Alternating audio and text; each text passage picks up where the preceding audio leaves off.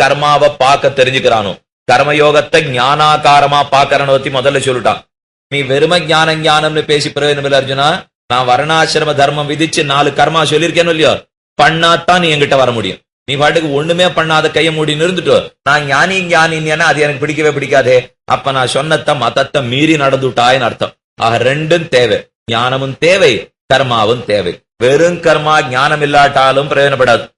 ஞானம் நிறைய இருக்கு, எந்த நித்தியகரமானுட்டானும் பண்ண மாட்டேன்னு சொன்னாலும் பிரயோஜனப்படாது. இந்த ரெண்டும் தப்புங்கிறதான் கண்ணன் சாதிக்கிறார். அகர்மணிச்ச கர்மணி அகர்மய பசியது அகர்மணிச்ச கர்மயா. இதுக்குள்ள ஆதையும் அதுக்குள்ள இதையும் எவன் பார்க்க தெரிஞ்சுக்கிறானோ சபுத்திமான் மனுஷேஷு, அவன் தான் மனிதர்களிலே மாணிக்கம். தமிழெல்லாம் சொல்லிட்டு இருக்காள், மனிதருள் மாணிக்கம். சபுத்திமான் மனுஷேஷு, மனிதர்களுக்குள்ள அவன்தான் புத்திமான், நன்றாக புகழப்படுகிறான். சயுக்தா கிருஷ்ண கர்ம கிருத்து சயுக்தா, அவன்தான் யோகம் கைவந்தவனாகிறான். கிருஷ்ண கர்ம கிருத்து, ஆத்ம சாட்சா்காரத்துக்கு வேண்டிய எல்லாம் பண்ணினனாகவும் ஆகிறான். கிருஷ்ண ஒன்று விடாமல் எல்லாம் கர்மாவை கிருத்து செய்து முடித்தவனாகிறான். ஆத்ம சாட்சா்காரத்தின் பொருட்டு ஒன்னு கூட மிச்சம் வைக்காமல் எல்லா கர்மாவையும் அவன் செய்து முடித்தவனாகிறான் சாதித்தான். கர்மணி அகர்மய பசியேது அகர்மணிச்ச கர்மயா ச புத்திமான் மனுஷேஷு சயுக்தா கிருஷ்ண கர்ம கிருத்து. இந்த இடத்துல கண்ணன் சொன்னது என்ன?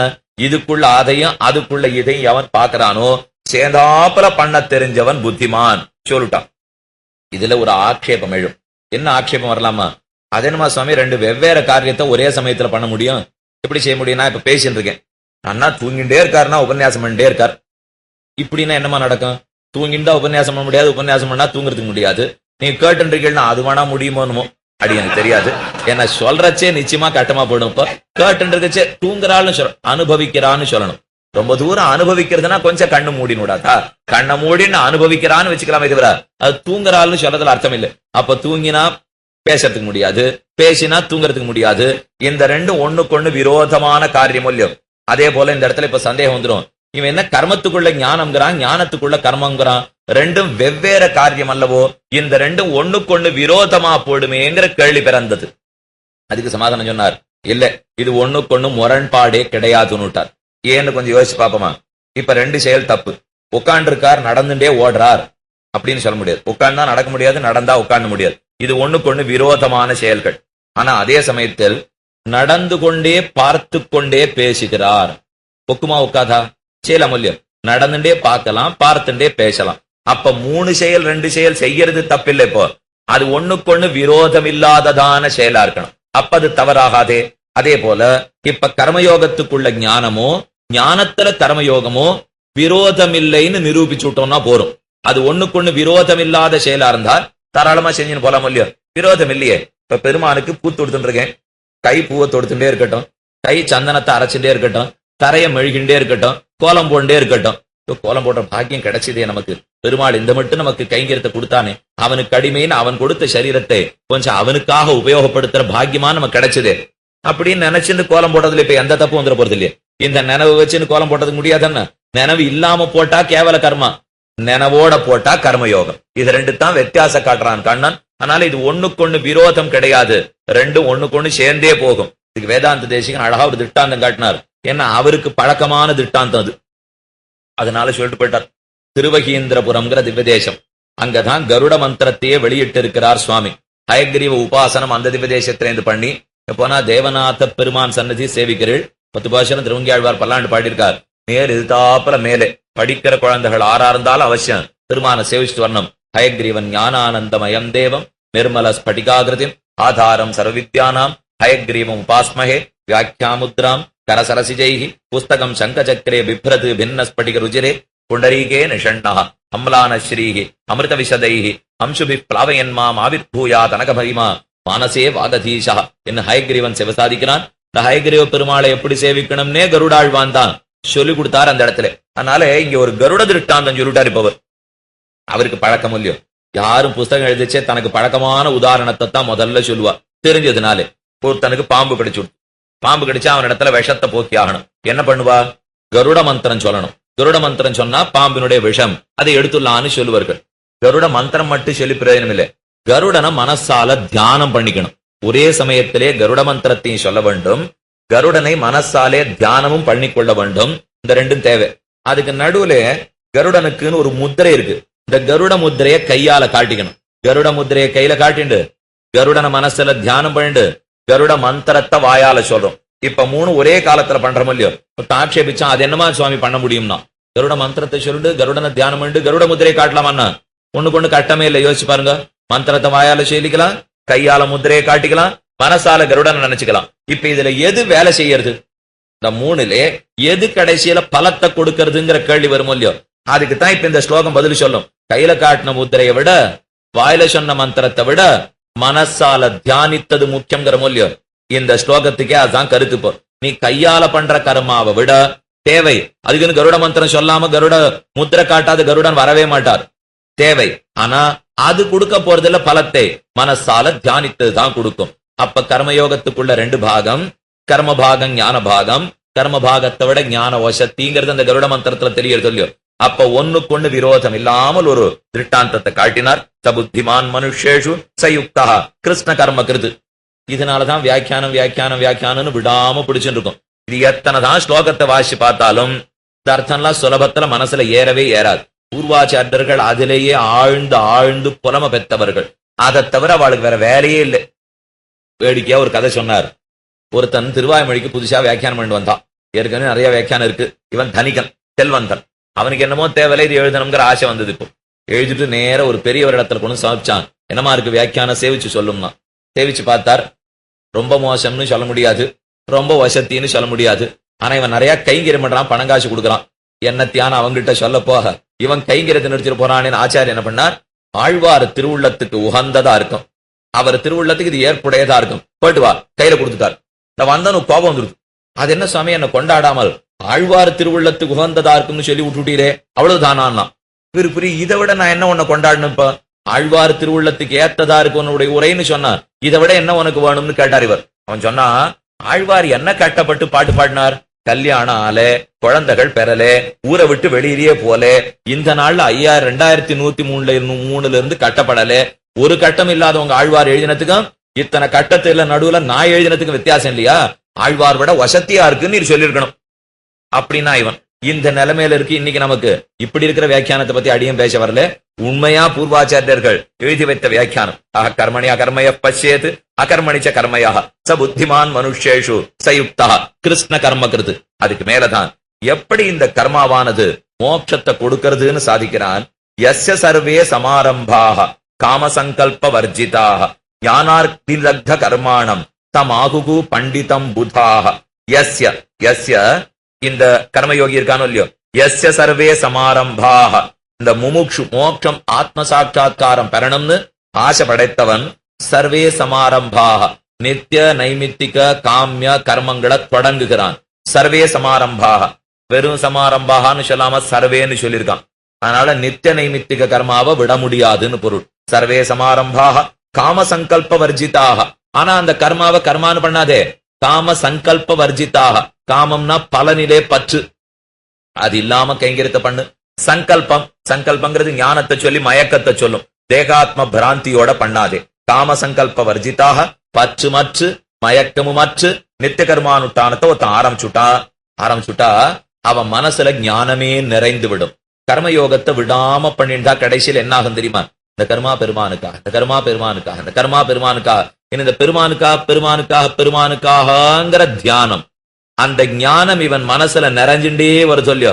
அப்ப செய்யற கர்மா கொஞ்சம் கொஞ்சமா விலக ஆரம்பிக்கும். இவன் கர்மாவை தான் பண்ணிட்டு இருப்பான். ஆனா அந்த கர்மத்தில் இருக்கிற ஞானத்தை நினைச்சு நினைச்சு நினைச்சு பண்ண ஆரம்பிக்கிறானோ இல்லையோ. எண்ணிக்காரந்தார ஒரு குழவி கொட்டி கொட்டி கொட்டி ஒரு புழுவ குழவி ஆக்கிடுங்குவா. அந்த மாதிரி இந்த தியானம் பண்ண பண்ண பண்ண அதுவே இவன் மனசிலே வந்து நிரம்பி போகும். அந்த ஞானம் என்ன பண்ண ஆரம்பிக்கும்? இவங்கிட்ட ஒட்டிட்டு இருக்கிற பாவத்தெல்லாம் எரிக்கிறதுக்கு ஆரம்பிச்சிடும். அப்ப கர்மயோகத்தை விடாம பண்ணி தியானத்தோட கர்மயோகத்தை பண்ணி பலலினே பற்றற்று நான் கர்மயோகத்தை பண்ணிட்டு இருந்தால் அப்ப ஞானம் வந்து என்னை சூட்டு கொள்ளும். அந்த ஞானாகாரமா கர்மயோகத்தை பார் என்ன சாதிக்கிறான். ஞானாக்னி தக்த கர்மாணம், அந்த ஞானம் வந்து இவனிடத்துல சூழ்த்து நிறுத்தொல்லியோ. தக்த கர்மாணம், இவனுடைய பாப புண்ணிய ரூப கர்மாக்கள் எல்லாம் அதனாலே பிராச்சீன கர்மா. ரொம்ப நாளா கர்மாவை சேர்த்து வச்சிருக்கோம் இல்லையோ. இன்னைக்கு கர்மயோகத்தை ஆரம்பிச்சோங்கிறதுக்காக உடனடியா அது போட போறது கிடையாது. கர்மாக்கள் பிராரப்த கர்மா சஞ்சித கர்மான்னு 2 வகை.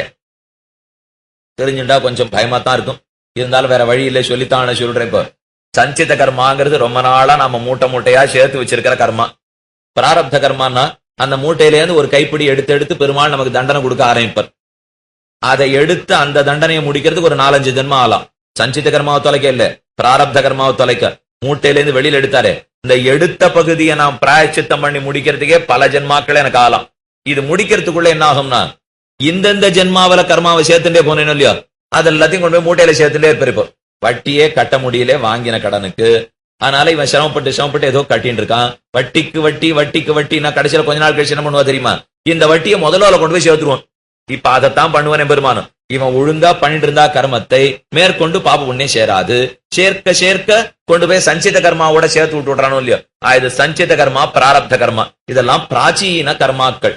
இவன் இந்த கர்மயோகத்தை பண்ண ஆரம்பிக்க கொஞ்சம் கொஞ்சமா ஞானத்தோட சம்பாதித்து பண்ண ஞான இவன் மனத்தை சூட்டு கொள்ள அந்த ஞானம்ங்கிற அக்னியானது பிராச்சீன கர்மாவை எரிக்க ஆரம்பிச்சுடும். அதை சாதிக்கிறான் கண்ணன். ஞானாக்னிதக்த கர்மாணம் தமாகு பண்டிதம் புதாக. அவனை பத்தி தான் பண்டிதன்னு அறிவாளிகள் சொல்றான்னுட்டான். புதர்கள்னா அறிவாளிகள், நல்ல புத்தி படைத்தவர்கள் புதர்கள். தமாகு பண்டிதம், அவனை பண்டிதன்னு கொண்டாடலாம். பண்டான்னா ஞானம், ஞானமுடையவன் பண்டிதன். என்ன ஞானம் தெரியுமா, எதை பச்சனமோ அதை பச்சிண்டு எதை விட்டுடணுமோ அதை விட்டுடுறானோ இல்லையோ, அவனைத்தான் பண்டிதன்வா. இவன் எதை பத்திக்கிறான், ஆத்மாவை பிடிச்சுட்டான். எதை விட்டுட்டான், தேகத்துல ஆசையை விட்டுட்டான். அப்ப அனித்தியமான தேகத்தை விட்டு நித்தியமான ஆத்மாவை நினைச்சு அதையும் கொஞ்சம் கொஞ்சமா மறந்து பரமாத்மாவையே நினைக்கிறதுக்கு ஆரம்பிச்சுறானோ இல்லையோ, அவனைத்தான் பண்டிதன் என்று சொல்லுகிறேன். விட வேண்டியதை விட்டு பற்ற வேண்டியதை பத்திவிட்டான்.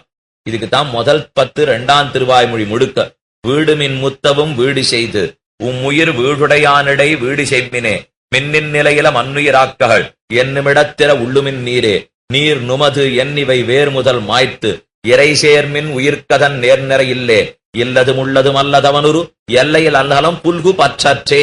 உலகத்திலே பற்றற்று பெருமான கெட்டியா பிடிச்சுக்கோன்னு ஆழ்வார் சொல்லிட்டு போனார் இல்லையோ, அது முதல் 10 2ஆம் திருவாய்மொழி முழுக்க இதே அபிப்பிராயம் தான். தான் கண்ணன் சாதித்தான். பத்த வேண்டியதை பத்தினுட்டான், விட வேண்டியதை விட்டுட்டான். இத்தையும் விடணும் அத்தையும் பற்றணும். நஞ்சியர் ஒருத்தனுடைய கடைசி காலம், அவன் தன்னுடைய மரணப்படுக்கையில படுத்துட்டு இருக்கான். மோட்சத்துக்கு போகணும்னு அவனுக்கு ஆசை. நஞ்சியர் அவனை பார்த்துட்டு போகணுங்கிறதுக்காக வந்தார். அவரை பார்த்து கேள்வி கேட்டான், பற்றுகை உபாயமா விடுகை உபாயமான்னா. பெருமான் திருவடிகளை பத்திக்கிறோமோ இல்லையோ, இந்த பற்றி கொள்ளுவது அவனை அடைவதற்கு வழியா, இல்லைன்னா உலக இன்பத்தை விட்டுட்டோமோ இல்லையோ, இந்த விட்டது அவனை அடைவதற்கு வழியா, பற்றுகை உபாயமா விடுகை உபாயமான்னா. நஞ்சியர் அப்பவும் சொன்னார், வாழ்நாள் முழுக்க கேட்டு இன்னும் உனக்கு புத்தி வரல பத்தியா. இப்ப பற்றுகையும் உபாயம் இல்லை, விடுகையும் உபாயம் இல்லை. பற்றுவிக்கும் விடுவிக்கும் அவனே உபாயம். அதை முதல்ல தெரிஞ்சுக்கோ. நீ பத்தினாலும் அது உபாயமா போறதில்லை, நீ விட்டாலும் உபாயமாக போறதில்லை. எவன் பற்றுவித்து விடுவிக்கிறானோ அவன் உபாயம்னு தெரிஞ்சுக்காமல் இன்னும் அங்கேயும் போய் நான் என்ன பண்றேன்னு விடுத்து படுத்திருந்தியானா ஒன்னும் நம்மால பண்ணவும் முடியாது, மோட்சத்துக்கு செல்ல முடியாது. அதனாலே எது விட வேண்டியவத்தை விட்டு பட்ட வேண்டியத்தை பற்றி விடுகிறான் பகவத் அனுகிரகத்தாலே. தமாகு பண்டிதம் புதாக தியக்த்வா கர்மபலாசங்கம் நித்திய திருப்தா நிராஸ்ரயா கர்மண் அபிப்பிரவருத்தோபி நைவ கிஞ்சித்து கரோதியா. கர்மயோகத்தை ஆரம்பிச்சு வேகமா பண்ணிட்டு இருக்கான். இப்போ அவனை இந்த கர்மாக்கள் ஒன்னும் பண்ணாதுன்னு இந்த ஸ்லோகத்துல சாதிக்கிறான். கீழே ஞானாக்னிதக்த கர்மாணம், தீயிலிட்ட தூசு போலே உருமாய்ந்து போகும், அண்டாலே தீயினில் தூஷாகும்னு சாதித்தாலும் இல்லையோ, அந்த மாதிரி இவன் கர்மாக்கள்லாம் எரிய ஆரம்பிச்சுன்னு விட்டார். அடுத்த ஸ்லோகத்திலே தியக்த்வா கர்ம பலாசங்கம், கர்மத்தில இருந்த ஆசை, கர்மத்தினுடைய பலத்தில இருந்த ஆசை, இதெல்லாத்தையும் விட்டுட்டான். நித்திய திருப்தா, நித்தியமான ஆத்ம வஸ்துவில திருப்தி அடையவும் ஆரம்பிச்சுட்டான். நிராசிரயா, சரீரத்திலேயே ஆசையை விட்டுட்டான். இப்படி இருக்கிறவனுக்கு கர்மணி அபிப்பிரவருத்தோபி, அவனுடைய இந்திரியங்களை கர்மாவல நன்னா திரிய விட்டிருந்தாலும், கர்மணி அபிப்பிரவருத்தோபி, இந்திரியம்லாம் நன்னா வேலை செஞ்சுட்டு இருக்கு. ஒண்ணு கண்ணை மூடிட்டு காதை மூடினா உட்கார்ந்து உள்ள இந்திரிய கர்மணி அபிப்பிரவருத்தோபி நைவ கிஞ்சித்து கரோதியாக, ஆனால் இந்திரியம் வசப்பட்டதாகத்தான் ஆகும். அவன் இந்திரியம் நன்னா வேலை தான் செஞ்சுட்டு இருக்கு, ஆனா இந்த கர்மங்கள்லாம் ஒண்ணுமே பண்ணாது. ஏன்னா இந்திரியங்களை ஞானத்தோட தானே மேய விட்டுருக்கான், வெறும மேயறதுக்கு விடலையோ இல்லையோ.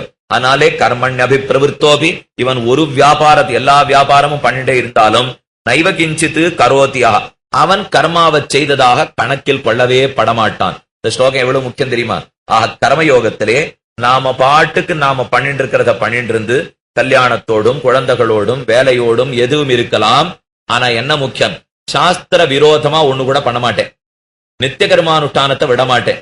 அதுல ஞானத்தோட சேர்த்து பலனில் பற்று வைக்காமல் என்னுடையதுங்கிற எண்ணம் இல்லாமல், நான் செய்தேங்கிற எண்ணம் இல்லாமல் விடாம பண்ணிட்டு இருக்கேன். இப்படி ஒருத்தன் பண்ணிட்டு செய்துட்டு இருக்கிற செயலையே செய்துக்கலாம்.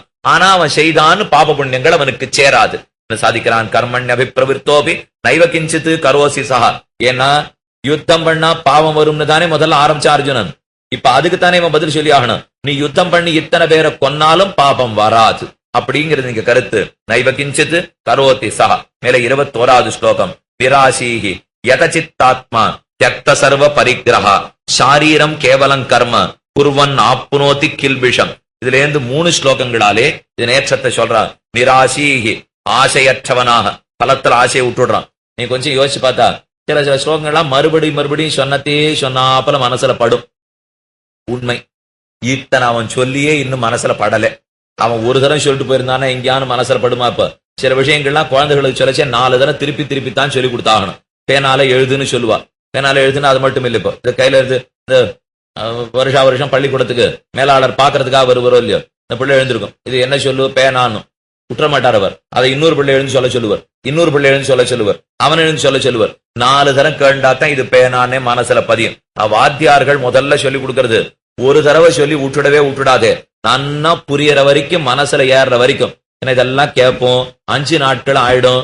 நாம இருக்கிறது சம்சாரத்துலதான். இது இன்னும் இருக்கிறது 3/4 மணி முடிஞ்சு படப்போறது. முடிஞ்சு போனவன இங்க இருந்து வெளியில போகமோ இல்லையோ, அப்ப என்ன சொல்லுவான்னா, சொல்றச்சே அத்தனையும் புரிஞ்சாப்பல் இருந்ததுன்னா, ஆனா இப்பதான் தெரியல. வீட்டுக்கு திரும்பி வந்து பார்த்தா அதே புத்தகத்தை வச்சிருந்தோம்னா தோகை மட்டும்தான் கண்ணில் படுறதே தவிர என்னென்னமோ 2 மணி நேரம் சொன்னார், என்னன்னு தான் தெரியலன்னு தோணும். இது சொல்றச்சே என்னமா நீங்க கேட்கறச்சே எப்படி இருக்குன்னு தெரியுமா? இதெல்லாம் நமக்கு தெரிஞ்சதாத்தானே இருக்கு, நாமே இங்க உட்காந்து சொல்லிடலாம் போல் இருக்கே அப்படிங்கிற அளவு கூட தோணும். அதான் சொல்றவனுக்கு முக்கியமான வெற்றி எப்ப தெரியுமா? அப்படின்னு கேட்கறவன நினைக்க வைக்கணும். இந்த விஷயங்கள் அத்தனையும் நமக்கே தெரிஞ்சு கொடுத்து போல் இருக்கு, நாமே உட்கார்ந்து சொல்லலாம் போல் இருக்கேன்னு தோணி கொடுத்துனா நல்ல வேலை தெரிஞ்சுட்டானோ இல்லையா அந்த அளவு விஷயங்களை. ஒரு தேவையான ஆச்சாரியன் எதற்காக உபதேசிக்கிறதுக்கு வராப்ப 4 விஷயத்தை அவன் திரும்ப சொல்லிட்டான்னா ஆனந்தம். இதுக்கு மேல எதற்காகவும் எந்த ஆச்சாரியனும் பண்ண போறதில்லை. இப்ப நாங்க ஏதோ உபன்யாசகர்கள் இதுக்காக வேணா சொல்லிட்டு இருக்கலாம். ஆச்சாரியர்களை பொறுத்த வரைக்கும் ஆச்சாரியர்கள் சொல்றது, கீதை சொல்றவனோ மத்த எந்த உபன்யாசம் பண்ணவனோ ஆச்சாரியன் ஆக மாட்டான். திருமந்திரத்தையும் துவயத்தையும் சரமஸ்லோகத்தையும் யார் ஒருத்தன் உபதேசிக்கிறானோ, சம்சார நிவர்த்தகமான பெரிய திருமந்திரத்தை உபதேசித்தவன் நேரே ஆச்சாரியன் என்னப்படுகிறான். சம்சாரம் போகக்கூடியது பெரிய திருமந்திரத்தாலே, அதை உபதேசித்தவன் மட்டும்தான் ஆச்சாரியன் ஆவன். அதனால இது சொல்றதுக்கு எதுக்குன்னா, எத்தனை தரம் திருப்பி சொன்னாலும் சுலபத்தது மனசுல நிற்காது. அதனாலதான் எந்தெந்த விதத்துல சுத்தி பேசணுமோ கண்ணை விடாம பேசுவான். பேச்சாளி இல்லையோ, கீதாச்சாரியன் இல்லையோ. அதனால ஆச்சாரியனுடைய தகுந்தாப்புல பேசுறான். நிராசீகி ஆசையற்று யதசித்தாத்மா, அதாவது மனத்தை அடக்கி, ஆத்மான மனத்தை குறிக்கும், மனத்தையும் அடக்கி, தியக்த சர்வ பரிக்கிரஹா, ஆத்ம சாட்சா்காரத்தை தவிர மத்த எல்லா விஷயத்தையும் துறந்து, அதுக்காக தவிர மத்த எந்த வியாபாரமும் பண்ண மாட்டேன். தியக்த சர்வ பரிக்கிரஹா ஷாரீரம் கேவலம் கர்ம, இந்த சரீரம் இருக்கிறதுக்கு கடைசி குறைந்த பட்சமா எதை பண்ணணுமோ அதை மட்டும் பண்ணிக்கொண்டு, ஷாரீரம் கேவலம் கர்ம குர்வன் ஆப்னோதி கில்பிஷம், அவன் சம்சாரத்தில் அடங்குவதே கிடையாது, உயர்ந்ததான மோட்சத்தையே கிட்டுகிறான். ஆப்னோதி பரமாப்னோதி, ஷாரீரம் கேவலம் கர்ம. இங்க கேவலம் கர்மான்னு உடனே தேசிகன் வியாக்கியானம் பண்ணி காட்டினார். கர்மயோகமே போரும், ஞான யோகம் வேண்டாங்கிறான் விட்டார். என்ன இவளுக்கு தேவை அதுதானே. இப்போ இந்த ஞான யோகம் நடுவுல இடப்படாம கர்மயோகம் மோட்சத்தை கொடுக்கும். இதான் இப்ப மொத்தத்துக்குமே அடிப்படை. அதனால எங்கெங்க வாய்ப்பு கிடைச்சாலும் சொல்லிடுவா, ஷாரீரம் கேவலம் கர்ம. எப்ப கர்மத்தை மட்டும் நானோ அப்ப ஞான யோகம் இடையறாமலே நேரே கர்மயோகம் மோட்சத்தை கொடுக்கும். ஷாரீரம் கேவலம் கர்ம குர்வன் ஆப்னோதி கில்பிஷம், அவனே நேரே பெறுகிறான்னு சாதித்தார். ஆனா அந்த கர்மயோகத்தை பண்றச்சே ஒண்ணு தேவை. கேவல கர்மான்னா வெறும் கர்மா பண்ணி பிரயோஜனம் இல்ல, ஞானாகாரத்தோடே கூடின கர்மா பண்ணால் கில்பிஷம் அடைகிறான். எதிர்ச்சாலாப சந்துஷ்டா, கர்மயோகம் பண்ணிட்டு இருக்கிறச்சே நான் நடக்க வேண்டிய முறையை சொல்லி கொடுக்குறான். எதிர்ச்சாலாப சந்துஷ்டா துவந்த்வாதீதோ விமத்சரஹ சமஹ சித்தாவசித்தௌச்ச கிருத்வாபி ந நிபத்ததே. அர்ஜுனுடைய கேள்வி. கர்மயோகத்தை ஆரம்பிச்சுட்டேன், பண்ணிட்டு இருக்கேன். ஆனா பண்றச்சே நான் உடம்போட இருந்தாகணுமே, அதுக்காக சாப்பிட்டாகணுமே, சாப்பிடறதுக்கு சம்பாதிச்சாகணுமே, சம்பாதிச்சுக்கச்சே பொய் சொல்ல வேண்டி வருமே, சம்பாதிக்கச்சே லாப நட்டம் ஏற்படுமே, இதெல்லாத்தையும் என்ன பண்றதுன்னா இது நம்ம கேள்வி தானே. இப்ப நீர் கர்மயோகம்னு சொல்லிட்டே ஒண்ணுமே இல்ல, நாங்கெல்லாம் பிரம்மச்சாரி இமயமேல சாரர்ல உட்காந்து இருக்கோம்னா ரொம்ப வாஸ்தவம் இல்லை. நாமும் இந்த ஊர்ல தான் இருக்கோம், உலகத்துலதான் இருக்கோம். அப்ப இது ஆரம்பிக்கச்சே இந்த பொய்யெல்லாம் சொல்ல வேண்டியிருக்கே, அது பண்ணாத்தானே வியாபாரமே ஓடுறது. இது எது பண்ணாலான்னு இது வியாபாரத்தில் இருக்கிறவா கேட்கறதா கூட நியாயம். வேலையில இருக்கிறவா தேவையில்லாத இது கேட்க வேண்டிய